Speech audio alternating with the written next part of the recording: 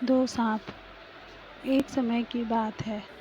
राजा अपने इकलौते बेटे से बहुत प्यार करता था।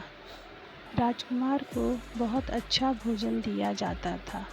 उसकी पूरी देखरेख को की जाती। फिर भी वह हमेशा बीमार ही रहता था, क्योंकि उसके पेट में एक सांप था। वह दिन प्रतिदिन कमज़ोर होता जा रहा था। किसी भी हकीम को उसकी बीमारी का पता नहीं चल रहा था। अंत में एक दिन दुखी होकर राजकुमार महल छोड़कर चला गया। वह दूसरे नगर में भीख मांगकर अपना पेट भरने लगा।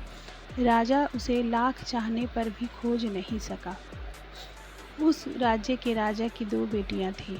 उसकी बड़ी बेटी कहती थी कि उसके जीवन में सारी खुशियां उसके पिता के कारण थी, जबकि छोटी बेटी का कहना था कि प्रत्येक इंसान को उसके कर्मों के कारण ही सुख या दुख मिलता है। यह सुनकर राजा को बहुत क्रोध आया। उसने अपने मंत्रियों से कहा कि वे किसी अजनबी को खोजें और उसकी छोटी बेटी का विवाह उसके साथ करवा दें। मंत्रियों ने उस अजनबी भिखारी को मंदिर के बाहर भीख मांगते देखा तो उससे ही राजा की बेटी की शादी करवा दी। वह उस भिखारी के साथ प्यार से रहने लगी। एक दिन उन्होंने तय किया कि वे किसी दूसरे शहर में रहने चले जाएंगे। जब राजकुमार चलते चलते थक गया तो वह एक पेड़ के नीचे आराम करने लगा और राजकुमारी दोनों के लिए कहीं से भोजन का इंतजाम करने गई। जब वह वापस आई तो उसने देखा कि उसका पति सो रहा था और उसके खुले हुए मुख से एक सांप बाहर निकल रहा था। तभी वहीं बने बिल से एक और सांप बाहर आ गया।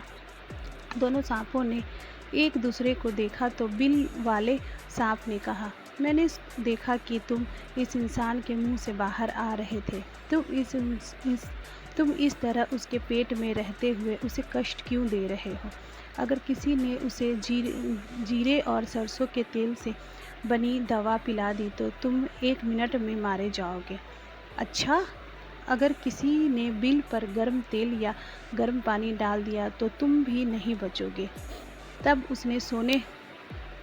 उन्हें सोने से भरे हुए बर्तन मिल जाएंगे, जिनकी रखवाली के लिए तुम इस पेड़ के नीचे बिल में रहते हो।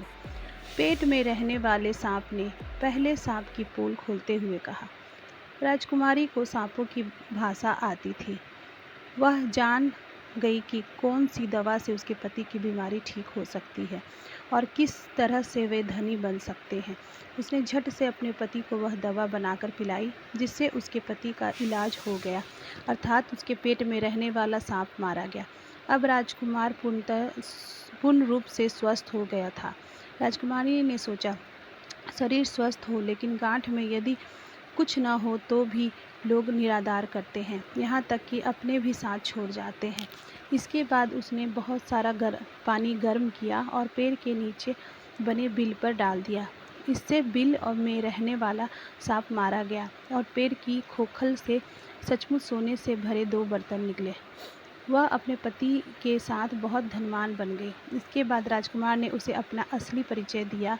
वे अपने राज्य लौट आए और राजकुमार को नगर का राजा बना दिया गया। राजकुमारी ने अपने कथन को सिद्ध कर दिया। अगर आपको ये कहानी पसंद आई तो मेरे चैनल को लाइक, सब्सक्राइब और शेयर ज़रूर कीजिएगा, ताकि मैं ऐसी और कहानियाँ ला सकूँ।